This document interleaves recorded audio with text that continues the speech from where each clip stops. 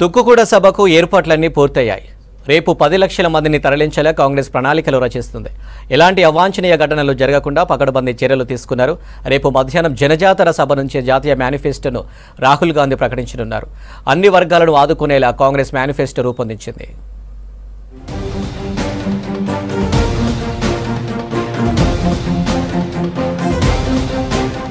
తెలంగాణ నుంచి లోక్సభ ఎన్నికల ప్రచారం ప్రారంభించేందుకు రెడీ అయింది కాంగ్రెస్ జాతీయ నాయకత్వం. రేపు హైదరాబాద్ తుక్కుగూడలో భారీ బహిరంగ సభకు ఏర్పాట్లు చేస్తుంది. జాతీయ స్థాయిలో పార్టీ హామీలకు సంబంధించిన మేనిఫెస్టోను ఇక్కడి నుంచి విడుదల చేయనున్నారు కాంగ్రెస్ అగ్రనేతలు. సభకు 10 లక్షల మందిని తరలించేలా స్టేట్ కాంగ్రెస్ నేతలు ఏర్పాట్లు పూర్తి చేశారు. రేపటి జనజాతర సభకు ఏఐసీసీ అధ్యక్షులు ఖర్గేతో పాటు రాహుల్ గాంధీ, ప్రియాంక గాంధీ హాజరు కానున్నారు.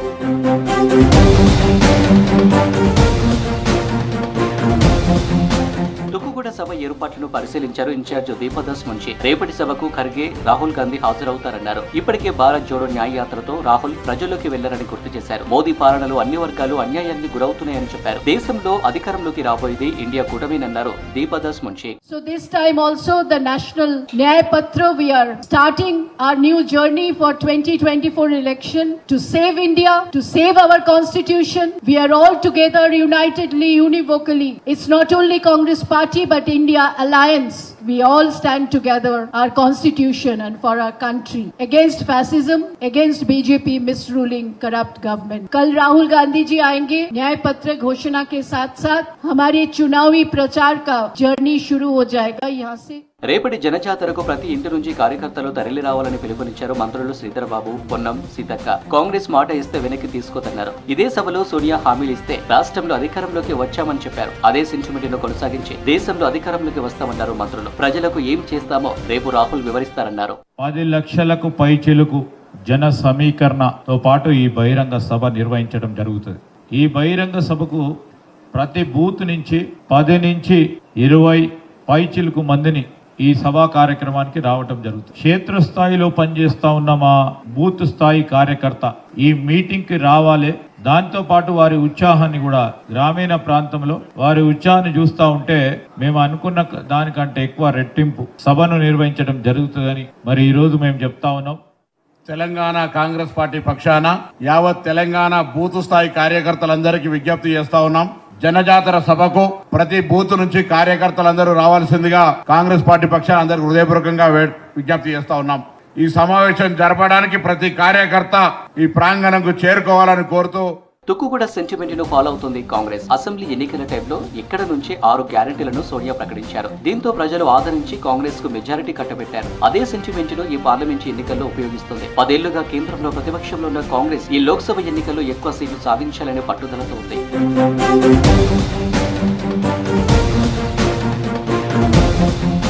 తుక్కుగూడలోని 70 ఎకరాలలో సభ పక్కనే 300 ఎకరాల స్థలంలో వాహనాల పార్కింగ్ కు ఏర్పాట్లు చేశారు నేతలు. ఎక్కడ ఇబ్బందులు తలెత్తకుండా పకడ్బందీ చర్యలు చేపట్టారు. ఔటర్ రింగ్ రోడ్డుపై తగిన జాగ్రత్తలు తీసుకుంటున్నారు.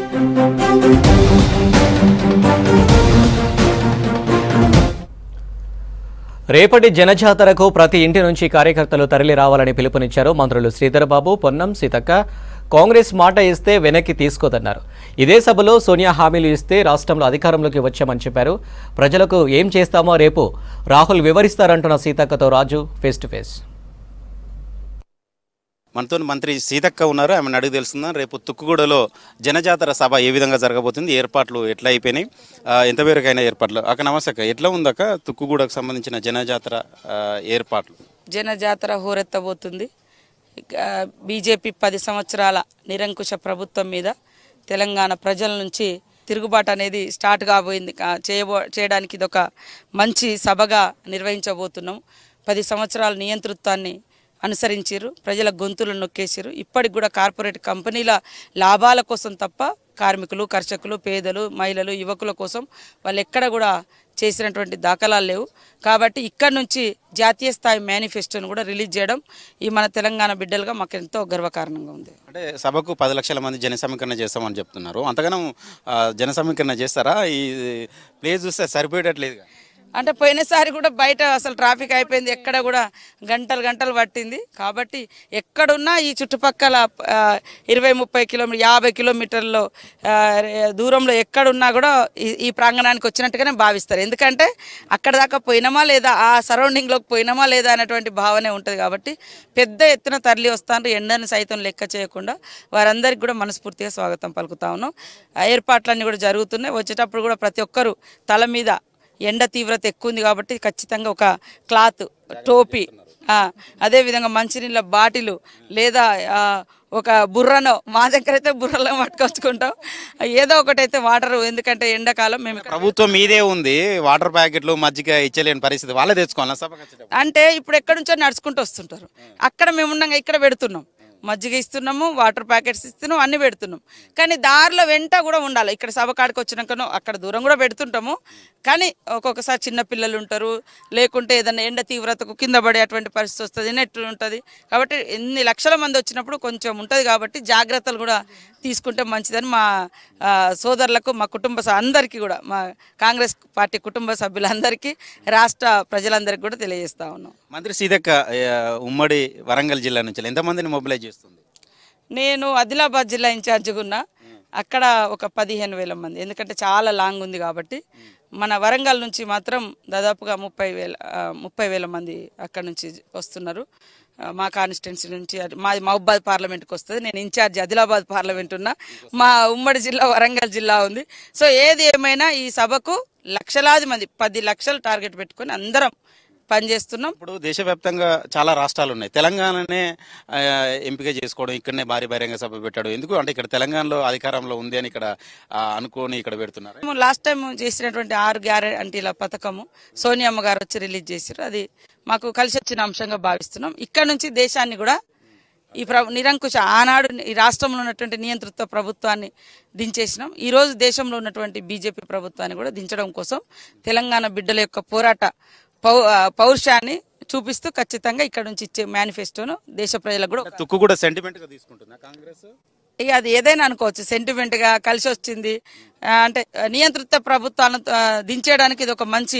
బీఆర్ఎస్ ను తుక్కు చేసినాం, బీజేపీ కూడా తుక్కు అవుతుంది. ఇప్పుడు ఇక్కడ ఈ సభకు ఎవరెవరు రాబోతున్నారు? ఏఐసిసి ప్రెసిడెంట్ మల్లికార్జున ఖర్గేతో పాటు మిగతా ఎవరెవరు రాబోతున్నారు? రాహుల్ గాంధీ గారు, ఏఐసిసి ప్రెసిడెంట్ మల్లికార్జున ఖర్గే గారు, రాహుల్ గాంధీ గారు, కేసీ వేణుగోపాల్ గారు, ఇంకా ఇతర రాష్ట్రాల ప్రముఖులు కూడా వస్తారు. ఎందుకంటే ఇది జాతీయ స్థాయి మేనిఫెస్టో కాబట్టి. కూడా సభ ఇప్పుడు ఏఐసిసి మేనిఫెస్టో విడుదలతో పాటు ఇక్కడ ఎన్నికల ప్రచారం, అదేవిధంగా 100 రోజులకు సంబంధించిన గ్యారంటీల అమలు, అది కూడా ప్రచారం చేస్తారు.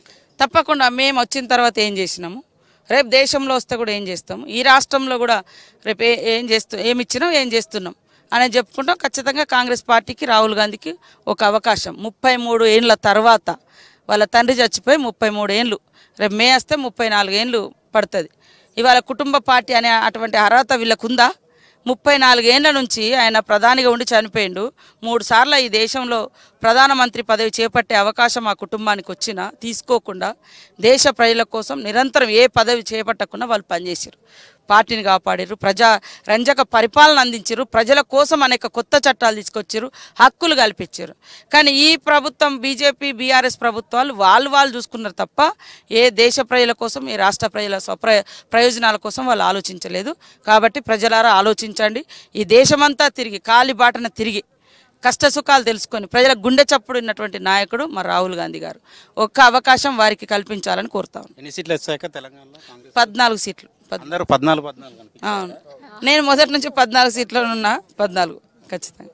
ఇది మొత్తానికి కాంగ్రెస్ పార్టీ రేపు తుక్కుగూడలో నిర్వహించే భారీ బహిరంగ సభకు సంబంధించిన ఏర్పాట్లు అనేవి పూర్తయిపోయాయి. తెలంగాణలో కూడా మెజార్టీ సీట్లను కాంగ్రెస్ పార్టీ కైవసం చేసుకుంటుందని చెప్తున్నారు. అదేవిధంగా దేశంలో కూడా కాంగ్రెస్ పార్టీ అధికారంలోకి వచ్చే అవకాశాలని మంత్రి సీతక్ చెప్తున్నారు. వీడియో జర్నలిస్టు సీన్తో రాజు, V6 న్యూస్, తుక్కుగూడ నుండి. మాజీ ఉప ప్రధాని బాబు జగజీవన్ రామ్ జయంతి సందర్భంగా ఆయన చిత్రపటానికి నివాళులర్పించారు సీఎం రేవంత్ రెడ్డి. జూబ్లీహిల్స్లోని సీఎం నివాసంలో జరిగిన కార్యక్రమంలో మంత్రి Sridhar Babu, state in-charge Deepadas Munshi, AICC secretary Rohit Chaudhary, ఎమ్మెల్సీలు మహేష్ కుమార్ గౌడ్, పట్నం మహేందర్ రెడ్డి పాల్గొన్నారు. అణగారిన వర్గాల అభ్యున్నతి కోసం జగజీవన్ రామ్ చేసిన కృషిని కొనియాడారు సీఎం రేవంత్.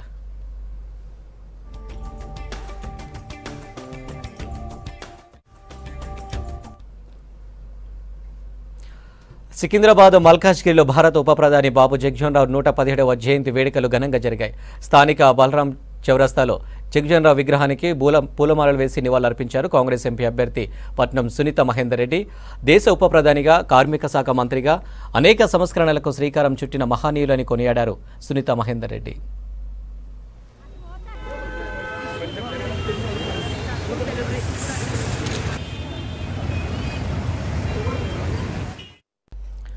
కాంగ్రెస్ నేతలు ఏం సాధించారని తుక్కుగూడలో మీటింగ్ నిర్వహిస్తున్నారని విమర్శించారు కేంద్ర మంత్రి కిషన్ రెడ్డి. కేంద్రంలో కాంగ్రెస్ అధికారంలోకి వస్తేనే హామీలు అమలు చేస్తామని సీఎం రేవంత్ రెడ్డి చెప్పడమేంటన్నారు. రాష్ట్రంలో ఎండిపోతున్న పంట పొలాల పరిస్థితిని గుర్తించి రైతులను ఆదుకోవాలన్నారు. దేశంలో ఎక్కడ కరెంటు కోతలు లేవని, కాంగ్రెస్ కాలంలోనే విద్యుత్ కోతలు ఉన్నాయని తెలిపారు. ఇచ్చిన హామీలు అమలు చేశాకే ప్రజలను ఓట్లు అడగాలన్నారు. బీజేపీ స్టేట్ ఆఫీసులో కిషన్ రెడ్డి సమక్షంలో బీజేపీలో చేరారు బీఆర్ఎస్ నేత తాడూరి శ్రీనివాస్. కండువా కప్పి పార్టీలోకి ఆహ్వానించారు కిషన్ రెడ్డి. మోదీ నాయకత్వంలో దేశం మరింత అభివృద్ధి చెందుతుందన్నారు తాడూరి శ్రీనివాస్. సోనియమ్మ రాజ్యం వస్తుంది, అప్పులు మేమే తీరుస్తాము కాబట్టి మళ్ళీ వెంటనే తీసుకోండి అని చెప్పి కూడా రైతులను మభ్యపెట్టేటువంటి ప్రయత్నము, మోసం చేసేటువంటి ప్రయత్నం చేస్తా ఉన్నారు. నేను ముఖ్యమంత్రిని అడుగుతాను, మీకు 100 రోజులు అంటే ఎప్పుడవుతుంది? మీకు డిసెంబర్ అంటే ఏ డిసెంబరు? 23 డిసెంబరా లేకపోతే మరే డిసెంబరు? దానికి తోడు ఈరోజు అనేక రకాల హామీలు. ఈరోజు కాంగ్రెస్ పార్టీ పని ఎట్లా ఉందా అంటే గాల్లో దీపం పెట్టి దేవుడా అన్నట్టుంది.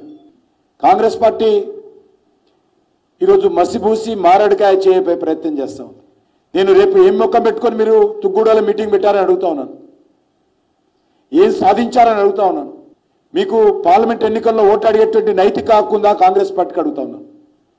ఇచ్చినటువంటి హామీలు అమలు చేయకుండా ముఖ్యమంత్రి గారు అంటారు తెలంగాణలో 17 సీట్లు గెలవాలి, రాహుల్ గాంధీ ప్రధాని కావాలా, కేంద్ర ప్రభుత్వం పైసలు ఇవ్వాలా, ఈ గ్యారెంటీలు అమలు చేయాలా. అంటే ప్రత్యక్షంగా పరోక్షంగా గ్యారెంటీలు అమలు చేయమని ముఖ్యమంత్రి గారు ఒప్పుకుంటున్నారు. ఎందుకంటే కనుచూపు మేరలో రేవంత్ రెడ్డి ముఖ్యమంత్రి ఉన్న రోజులు రాహుల్ గాంధీ ప్రధానమంత్రి కాలేడు. అసలు రాహుల్ గాంధీ ఈ దేశానికి ప్రధానమంత్రి అవుతాడో ఎన్నికల తర్వాత విదేశాలకు పోతాడో తెలియదు. మరి తెలంగాణ ప్రజల సంగతి అని అడుగుతా ఉన్నాం. తెలంగాణ గ్యారంటీల పేరుతో ఓట్లు వేసుకొని ఎమ్మెల్యేలు అయ్యారు, మంత్రులు ముఖ్యమంత్రులు అయ్యారు కదా, మా సంగతి ఏందని అడుగుతా ఉన్నాం. భారతదేశం యొక్క ఇండియన్ పాలిటిక్స్లోనే ప్రపంచ స్థాయిలో పేరెన్నికగా ఉన్నటువంటి మోడీ గారి నాయకత్వంలో ఒక ప్రగతి చోదకంగా ముందుకు పోతా ఉంది. అన్ని రంగాలలో, అది ఆర్థికంగా కావచ్చు, రక్షణ కావచ్చు, దేశంలోని మౌలిక సదుపాయాల కల్పనలో కావచ్చు. ఈరోజు మోడీ గారి నాయకత్వం చాలా అద్భుతం. తర్వాత భారతదేశ రాజకీయాలలో, పొలిటికల్ పార్టీలలో ఈ రాష్ట్రంలో నాకు నచ్చిన, నేను మెచ్చిన నాయకులు కిషన్ రెడ్డి గారు. ఏ పేరుతోనైతే ఈరోజు పబ్బం గడుపుకున్నామో, తెలంగాణ రాష్ట్ర సమితిని పెట్టినామో, ఏ పేరుతో బలహీన వర్గాలు తెలంగాణ రాష్ట్రంలో ప్రగతిని సాధించాలనుకున్నారో ఆ వర్గాలకు ప్రాతినిధ్యం లేకుండా చేసి, పైగా వారిని పార్టీలో నుండి పంపించి, వారిని మళ్ళీ వారి మీద ఎటువంటి నాయకులని మనం ఈరోజు మరి ఎన్నుకున్నదో తెలంగాణ రాష్ట్ర సమితి, దానికి నేను బాధపడి ఈరోజు ఈ నిర్ణయానికి రావడం జరిగింది. ఇది నా బాధ్యత. తెలంగాణ రాష్ట్ర పోరాటంలో పాల్గొన్నటువంటి నాయకులు, ఇవాళ బీసీల నాయకులు, ఇవాళ మా కాన్స్టిట్యున్సీలో మల్కాజ్గిరి, భోర్గిరి నియోజకవర్గాల్లో పోటీ చేస్తున్నప్పుడు నేను వారికి మద్దతు పలికి వారిని గెలిపించుకోవాల్సినటువంటి అవసరం, నైతిక బాధ్యత నా మీద ఉంది. కాబట్టి నేను కాంగ్రెస్లో చేరారు మాజీ ఎమ్మెల్యే కుత్బుల్లాపూర్ సీనియర్ నేత Kuna Srisailam Goud. Congress state incharge Deepadas Munshi CM Revanth Reddy సమక్షంలో కాంగ్రెస్ కండువా కప్పుకున్నారు. శ్రీశైలం గౌడ్తో పాటు ఆయన అనుచరులు హస్తం పార్టీలో చేరారు. మంత్రి శ్రీధర్ బాబు, ఎమ్మెల్సీ మహేష్ కుమార్ గౌడ్, మాజీ మంత్రి పట్నం మహేందర్ రెడ్డి, ఇతర ముఖ్య నేతలు కార్యక్రమంలో పాల్గొన్నారు. వచ్చే లోక్సభ ఎన్నికల్లో మల్కాజ్గిరి నియోజకవర్గంలో కాంగ్రెస్ గెలుపు కోసం కష్టపడి పనిచేస్తామని చెప్పారు కూన శ్రీశైలం.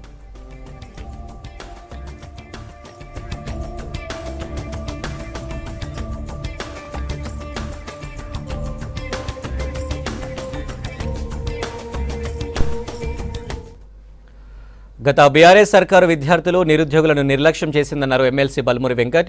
కాంగ్రెస్ పార్టీ అధికారంలోకి వచ్చిన 100 రోజుల్లోనే 30,000 ఉద్యోగాలు ఇచ్చి యువతకు న్యాయం చేశామన్నారు. రేపు తుక్కుగూడలో జరిగే బహిరంగ సభకు యువత పెద్ద ఎత్తున తరలిరావాలని పిలుపునిచ్చారు. 16 పార్లమెంటు స్థానాల్లో గెలిపే లక్ష్యంగా పనిచేద్దామని పిలుపునిచ్చారు. ఫోన్ ట్యాపింగ్ చేసి వ్యక్తిగత స్వేచ్ఛని హరించిన నీచ చరిత్ర కల్వకుంట్ల కుటుంబానిదన్నారు. కల్వకుంట్ల కుటుంబ బందీ నుంచి విముక్తి కోసం బీఆర్ఎస్ నేతలు కాంగ్రెస్లో చేరుతున్నారని తెలిపారు బల్మురి. ఏర్పాటు చేసే జన జాతర సభకి తెలంగాణ రాష్ట్ర వ్యాప్తంగా ఉన్న ఎన్ఎస్ఏ శ్రేణులకి మరొకసారి విజ్ఞప్తి చేస్తున్నా. పెద్ద ఎత్తున మీ జిల్లాలకు వెళ్ళి పెద్ద ఎత్తున విద్యార్థులని ఈ యొక్క కార్యక్రమానికి మోహరించి ఈ యొక్క కార్యక్రమానికి తీసుకొని వచ్చి తెలంగాణలో కాంగ్రెస్ ప్రభుత్వం ఏర్పడ్డాక ఏ రకంగా కృతజ్ఞతగా విద్యార్థులు యువకులు కాంగ్రెస్ పార్టీ వైపు ఉన్నారని చెప్పి ఏదైతే మతాల వారీగా కులాల వారీగా విభజించి రాజకీయాలు చేసే ప్రయత్నం చేస్తున్న మన ప్రత్యర్థి పార్టీలకు రెండింటికి కూడా తగిన గుణపాఠం బుద్ధి చెప్పే విధంగా ప్రతి ఒక్క యువకుడు ఈ యొక్క జన జాతర సభలో పాల్గొని విజయవంతం చేయవలసిందిగా విజ్ఞప్తి చేస్తున్నా. నిజంగా కేటీఆర్ గారు తప్పు చేయకపోతే దీంట్లో ఆయన సంబంధించి ఎటువంటి సంబంధం లేకపోతే గుమ్మడికాయ దొంగ ఎవరంటే భుజాలు తడుముకున్నట్టు పదే ఫోన్ ట్యాపింగ్ గురించి ఎందుకు తీస్తున్నారు, ఫోన్ ట్యాపింగ్ చాలా చిన్న సమస్య అన్నట్టు మాట్లాడుతున్నారు. 100% ఎవరు తప్పు చేసినా ఇది కేవలము కాంగ్రెస్ పార్టీ శ్రేణులో కాంగ్రెస్ పార్టీ నాయకుల ఫోన్ ట్యాపింగ్ చేసిరని చెప్పి ఈ కేసు సంబంధించి ఎంక్వైరీ జరుగుతలేదు. ఒక వ్యక్తి స్వేచ్ఛని ఒక ఇద్దరు వ్యక్తులకు సంబంధించి వారి వ్యక్తిగత స్వేచ్ఛని వాళ్ళ రాజకీయ లబ్ధి కోసం వాడుకొని బ్లాక్మెయిల్ చేసి వాళ్ళ కడుపులు నింపుకోనికి సంబంధించి మీడియా సోదరులను కానివ్వండి, ఏదైతే ఫిలిం ఇండస్ట్రీ సంబంధించి వారు కానివ్వండి, ఏదైతే జ్యుడిషియల్ సంబంధించి వారిని కానివ్వండి, ఆఖరికి వారి సొంత పార్టీ శాసనసభ్యుల పైన కూడా వారి సొంత పార్టీ ఎమ్మెల్యేల మంత్రుల పైన కూడా ఈ యొక్క ఫోన్ ట్యాపింగ్ని పెట్టి వాళ్ళని బ్లాక్మెయిల్ చేసి పైసలు దండుకున్నట్టు చాలా స్పష్టంగా కనబడుతుంది. 100% దీనికి పూర్తి బాధ్యుడు కల్వకుంట్ల తారక రామారావు గారు, తన్నీరు హరీష్ రావు గారు. తప్పనిసరిగా ఎవరైతే పాల్పడ్డారో తప్పనిసరిగా వీరికి కఠినంగా శిక్షించడం జరుగుతుంది. ఏ రకంగా న్యాయపరంగా చట్టపరంగా ఏదైతే శిక్ష అనుభవించాల్సి వస్తుందో, ఎన్ని మాటలు చేసినా సమయం వచ్చినప్పుడు వీళ్ళు కూడా ఏదైతే తప్పు చేసినా వారందరూ కూడా కటకటాల్లోకి వెళ్లాల్సిందే. మొదటి తెలుగు న్యూస్ రీడర్ శాంతి స్వరూప్ కన్నుమూశారు. మలక్పేట యశోద హాస్పిటల్లో చికిత్స పొందుతూ ఆయన మృతి చెందారు. గుండెపోటు రావడంతో 2 రోజుల కిందట ఆయన హాస్పిటల్లో చేరారు. తెలుగు దూరదర్శన్ పేరు చెప్పగానే అందరికీ శాంతి స్వరూప్ గుర్తుకు వచ్చేవారు. 1983 నవంబర్ 14న ఆయన దూరదర్శన్లో వార్తలు చదవడం ప్రారంభించారు శాంతి స్వరూప్. 2011లో పదవి విరమణ చేశారు.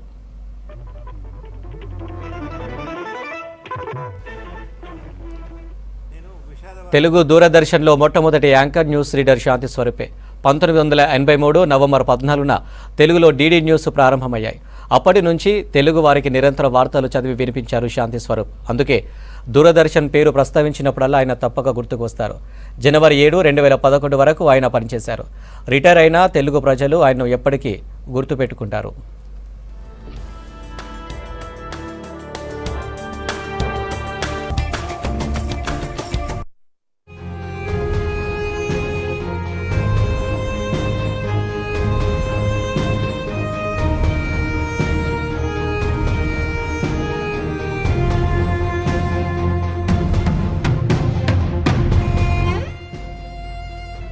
మొదటి తెలుగు న్యూస్ రీడర్ శాంతి స్వరూప్ మృతి కలిచివేసిందన్నారు సీఎం రేవంత్ రెడ్డి. శాంతి స్వరూప్ ఆత్మకు శాంతి చేకూరాలన్న సీఎం రేవంత్ ఆయన కుటుంబ సభ్యులకు ప్రగాఢ సానుభూతి తెలిపారు.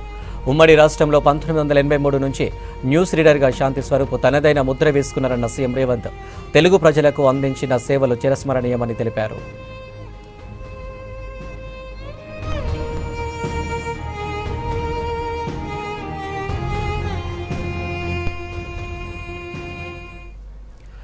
కంటోన్మెంట్ సీటును తన ఖాతాలో వేసుకోవాలని చూస్తుంది బీజేపీ.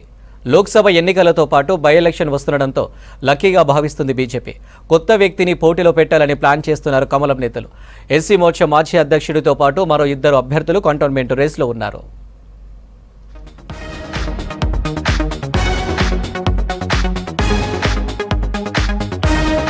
కంటోన్మెంట్ సీట్లో జెండా పాతేందుకు ప్రయత్నాలు చేస్తుంది బీజేపీ. మోదీ హవాలో కంటోన్మెంట్ సీటును ఖాతాలో వేసుకోవాలని ప్లాన్ చేస్తుంది. లోక్సభ ఎన్నికలతో పాటు జరుగుతున్న బై ఎలక్షన్లో పార్టీకి కలిసి వస్తుందని లెక్కలేసుకుంటున్నారు కమలనాథులు. కంటోన్మెంట్ టికెట్ కోసం ఆశావహులు భారీగా ప్రయత్నాలు చేస్తున్నారు. పార్టీ అధ్యక్షుడితో పాటు అధిష్టానం వద్ద ఎవరికి వారు ప్రయత్నాలు చేస్తున్నట్లు తెలుస్తుంది. లోక్సభతో పాటు కంటోన్మెంట్ ఉప ఎన్నిక రావడమే పార్టీలో డిమాండ్ పెరగడానికి కారణమంటున్నారు బీజేపీ లీడర్లు.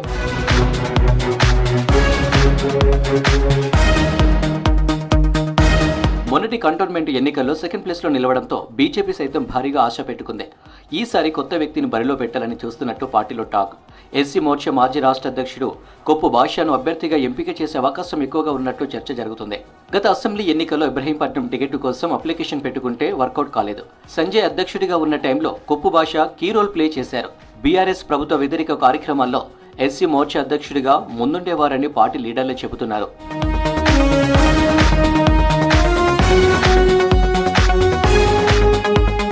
కంటోన్మెంట్ టికెట్ కోసం కొప్పు భాష సైతం గట్టిగానే ప్రయత్నిస్తున్నట్టు సమాచారం. వచ్చిన అవకాశాన్ని వినియోగించుకోవాలని ప్లాన్ చేస్తున్నారని టాక్.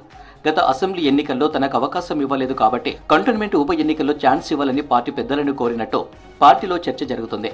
కొప్పు భాషతో పాటు మాజీ ఎస్సీ కమిషన్ మెంబర్ రాములు, మన్నే శ్రీనివాస్ కూడా కంటోన్మెంట్ టికెట్ కోసం తీవ్రంగా ప్రయత్నాలు చేస్తున్నట్టు తెలుస్తుంది.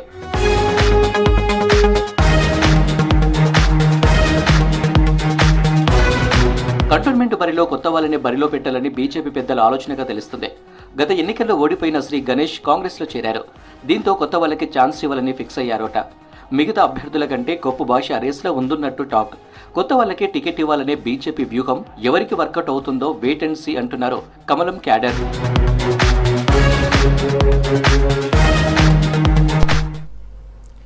మియాపూర్ మెట్రో స్టేషన్ సమీపంలోని ఫర్నిచర్ షాప్లో అగ్ని ప్రమాదం జరిగింది. వెంటనే స్థానికులు ఫైర్ స్టేషన్కు సమాచారం అందించడంతో మంటలను అదుపు చేశారు. అయితే ఎవరికి ఎలాంటి ప్రమాదం జరగకపోవడంతో అంతా ఊపిరి పీల్చుకున్నారు.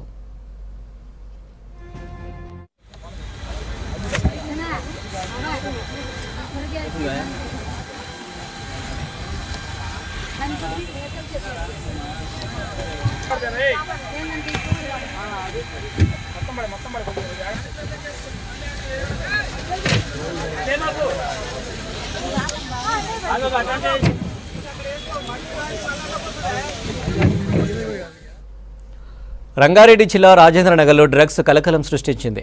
కారులో డ్రగ్స్ తరలిస్తున్న ఓ సాఫ్ట్వేర్ ఇంజనీర్ను అరెస్టు చేశారు మాదాపూర్ ఎస్ఓటీ టీం. నిందితుడు జయచంద్ దగ్గర 15 గ్రాముల డ్రగ్స్ ఇచ్చేశారు. బెంగళూరులో ఎండీఎంఏ డ్రగ్ కొనుగోలు చేసి హైదరాబాద్లో విక్రయిస్తున్నట్లు గుర్తించారు పోలీసులు. 20 గ్రాముల ఎండీఎంఏ డ్రగ్ కొనుగోలు చేసి 5 గ్రాముల డ్రగ్ విద్యార్థులకు అమ్మాడు కేటుగాడు. జయచంద్ కదలికలపై నిఘా పెట్టిన ఎస్ఓటీ బృందం ఎన్డీపీఎస్ యాక్ట్ కింద కేసు నమోదు చేసి దర్యాప్తు చేపట్టారు. బెంగళూరుకు చెందిన ప్రధాన నిందితుడు సోహన్ అలియాస్ శ్రీధర్ పరారీలో ఉన్నట్లు చెప్పారు పోలీసులు. యాక్చువల్గా కమర్షియల్ క్వాంటిటీనే 10 గ్రామ్స్ అన్నట్టు. 10 గ్రామ్స్ దాటితే అది కమర్షియల్ క్వాంటిటీ, అంటే బిజినెస్కి వన్కి వచ్చి 10 to 15,000 పర్ గ్రామ్ అమ్మటం.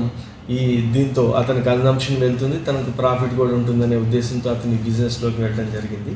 వీళ్ళు బేసికల్గా గుంటూరులో అగ్రికల్చర్ ఫ్యామిలీలో వచ్చి ఎడ్యుకేటెడ్ అయి ఇంజనీరింగ్ చదివిన తర్వాత కేవలం దుర్వ్యసనాలకి బానిసైనందుకు ఈ పరిస్థితి ఈరోజు వచ్చింది. పేరెంట్స్, యువత అందరూ గమనించాలా. దీంతో ఈ డ్రగ్ దీంట్లోకి బానిస కావటమే ఒక పెద్ద దురదృష్టం. అయితే ఈ బిజినెస్లోంచి ఆ ఇన్కమ్ను కూడా జనరేట్ చేసుకోవాలని యువత అనుకోవటం చాలా తప్పు. పోలీస్ కానీ, టాస్క్ ఫోర్స్ కానీ, ఎస్ఓటీ కానీ అన్ని ఏజెన్సీస్, లా ఎన్ఫోర్స్మెంట్ ఏజెన్సీస్ చాలా పకడ్బందీగానే ఉంటుంది. హైదరాబాద్లో ఎట్టి పరిస్థితుల్లో, తెలంగాణలో డ్రగ్ నిర్మూలన అనేది సీఎం గారు ఇచ్చిన డైరెక్షన్లో అందరూ సీరియస్గా వర్క్ చేస్తుంటారు. కాబట్టి ఈ చట్టంలో ఎవరు చిక్కుకోవద్దు. ఎవరైనా ఇన్ఫర్మేషన్ ఉన్నా కూడా టోల్ ఫ్రీ నెంబర్స్ ఉన్నాయి, వాళ్ళకి అందరికి కాల్ చేసి ఈ మొత్తం తెలంగాణ రాష్ట్రంలో ఫోన్ ట్యాపింగ్ ఘటనపై తక్షణమే ఎఫ్ఐఆర్ నమోదు చేసి విచారణ చేపట్టాలని ప్రభుత్వాన్ని కోరింది తెలంగాణ రాష్ట్ర న్యాయవాదుల జేఏసీ. ఈ అంశంపై రాష్ట్ర ముఖ్యమంత్రి రేవంత్ రెడ్డి రాష్ట్ర డీజీపీకి వినతి పత్రాలను సమర్పించామని జేఏసీ నాయకులు తెలిపారు. రాష్ట్రంలో వివిధ రాజకీయ పార్టీల నాయకులు, వ్యాపారవేత్తలు, సినీ పరిశ్రమకు చెందిన ప్రముఖులు, పౌరులపై కూడా ఫోన్ ట్యాపింగ్కు పాల్పడిన వారిపై సమగ్రంగా విచారణ జరిపించాలని కోరారు. గత ప్రభుత్వం ఫోన్ ట్యాపింగ్కు పాల్పడిందని ఆరోపించారు. అధికారాన్ని అడ్డం పెట్టుకొని వైలేషన్ చేసింది, అధికారాన్ని దుర్వినియోగం చేసిందని దాంట్లో ఫోన్ ట్యాపింగ్ విషయంలో ఎటువంటి పర్మిషన్ లేకుండా, పర్మిషన్ అనేది ఖచ్చితంగా రాజ్యాంగంలో, చట్టంలో క్లియర్గా మెన్షన్ చేయబడుతున్నది. ఎవరిదన్నా ఫోన్ ట్యాపింగ్ చేయాలంటే అది కూడా ఖచ్చితంగా దేశద్రోహానికి పాల్పడుతున్నట్టు అనుమానం ఉంటే తప్ప ఏ వ్యక్తిగత స్వేచ్ఛని ఆర్టికల్ 21 ప్రకారము ఏ ఒక్కరి వ్యక్తిగత స్వేచ్ఛని హరించే విధంగా చేయకూడదు అనేది చట్టాలు క్లియర్గా చెప్తున్నాయి. కానీ ప్రభుత్వము దూరంతో దొంగ పనులకు పాల్పడుతూ గత బీఆర్ఎస్ ప్రభుత్వము ఫిలిం సెలబ్రిటీలని వ్యాపారవేత్తలని తర్వాత రాజకీయ నాయకుల్ని టార్గెట్ గా చేస్తూ కొన్ని వందల ఫోన్లు ట్యాపింగ్ చేశారని చెప్పి పాల్పడినటువంటి వ్యక్తులు ఎంతటి వారైనా కానీ వారి మీద తక్షణమే ఎంక్వైరీ జరిపి వాళ్ళ మీద కేసులు పెట్టి చట్టపరమైన న్యాయం చేస్తారని చెప్పి మేము డీజీపీ గారికి ఒక విన్నపం ద్వారా తెలియజేశాము. అంతేకాకుండా రాష్ట్ర వ్యాప్తంగా ఉన్నటువంటి న్యాయవాదులందరూ కూడా ఇట్లాంటి చర్యల్ని సహించరు. ఎస్పెషల్లీ జేఏసీ కమిటీ అనేది రాష్ట్ర వ్యాప్తంగా ఎక్కడ ఏ అన్యాయం జరిగినా న్యాయ సిద్ధాంతాలకు విరుద్ధంగా పోయిన వారిని ఖచ్చితంగా మేము నిలదీస్తాము. వారి కోసం మేము పోరాడతాం. కేంద్రంలోని 72 ప్రభుత్వ శాఖల్లో ఖాళీగా ఉన్న 16 లక్షల ఉద్యోగాలను వెంటనే భర్తీ చేయాలని బీసీ సంక్షేమ సంఘం జాతీయ అధ్యక్షుడు రాజ్యసభ సభ్యుడు ఆర్ కృష్ణయ్య డిమాండ్ చేశారు. కేంద్ర ప్రభుత్వం ఖాళీలను భర్తీ చేయకుండా కాంట్రాక్టు అవుట్సోర్సింగ్ ఉద్యోగులతో నెట్టుకొస్తుందని విమర్శించారు. కేంద్ర ప్రభుత్వ వైఖరికి నిరసనగా వచ్చే నెలలో పార్లమెంటు ముందు భారీ నిరసన చేపడతామన్నారు. బీసీ ఉద్యోగులకు ప్రమోషన్లలో రిజర్వేషన్లు కల్పించాలని, క్రిమిలేయర్ను ఎత్తివేయాలని డిమాండ్ చేశారు ఆర్ కృష్ణయ్య.